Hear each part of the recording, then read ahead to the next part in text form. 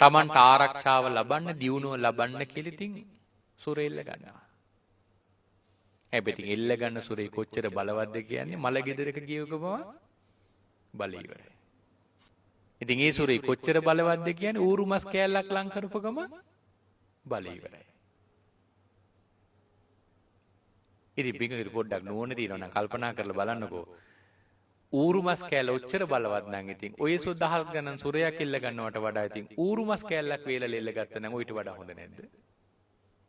ඒ මිනිසුන්ට මේව හිතෙන්නේ නැති. අර මිත්‍යාවෙන් අන්ධ වෙලා තියෙන නිසා.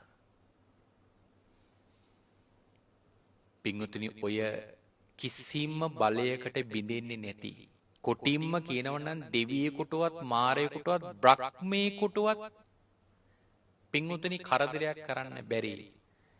මහා බල සම්පන්න මන්ත්‍ර අපේ භාග්‍යතුන් වහන්සේ අපට දේශනා කළා තියෙනවා. ඒව හඳුන්වන්නේ පින්වතුනි බ්‍රහ්ම මන්ත්‍ර කියලා. හොඳම මන්ත්‍රය තමයි පින්වතුනි මෝර පිරිත. බණකු මෝර පිරිත කොච්චර බල සම්පන්නයිද? ඒ මෝර පිරිතේ බලය ලබන්න නම් මෝර පිරිත තමන් පරිහරණය කරලම් බලන්න ඕන. තමන්ටම තේරෙන්න පටන් ගන්නවා මේ මෝර පිරිතේ කොච්චර බලයක් තියෙනවද කියලා. හැබැයි අපේ ලංකාවේ සමහර කෙනෙක් මේ මෝර පිරිත පරිහරණය කරනවා. හැබැයි ඉතින් හුඟා දෙනෙක් ඒක පරිහරණය කරන්නේ නම් ඒ මෝර පිරිතෙන් ආරක්ෂාව හරියට ලැබෙන විදියට නම් නෙමෙයි. ඔය මෝර පිරිත භාවිතා කරන උදවිය පින්වතුනි වැරදි දෙකක් කරනවා. ඔන්න එක වරදක් තමයි ඔය මෝර පිරිතේ තියෙන්නේ පින්වතුනි ගාථා යුගලයන් දෙකක්. ඔය මෝර පිරිත භාවිතා කරන්න ඕන මොන වෙලාවටද?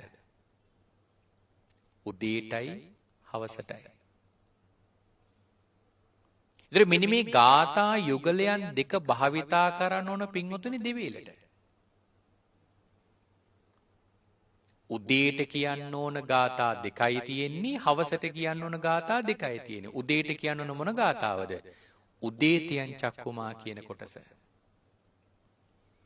හවසට කියන්න ඕන අපේතියන් චක්කුමා කියන කොටස. ඔන්න ඔහොම තමයි නිවැරදිව භාවිතා කරන්න ඕන. නමුත් අපේ හුඟක් අය භාවිතා කරන්නේ කොහොමද? අර දොස්තර මහත්තයා එකම පැකට්ටුවේ බෙහෙත් දාලා දුන්නම උදේට දෙකක් ගන්න හවසට දෙකක් ගන්න කියලා එකම වේලක බෙහෙත් පෙති 4 බොනවා වගේ එකම වේලකදී පින්වතුනි ගාථා 4ම කියනවා. උදේන්චයන් චක්කුමා එකයි අපේතියන් චක්කුමා එකයි එකම වේලකදී කියනවා. ඔන්න ඕකත් පින්වතුනි එක හේතුවක් ඔය ආරක්ෂාව නැති වෙන්නේ. එසත් නිවැරදිව එක කියන්න කොහොමද? උදේට කියන්න උදේතියන් චක්කුමා කියන එකයි, හවසට කියන්න අපේතියන් චක්කුමා කියන එකයි.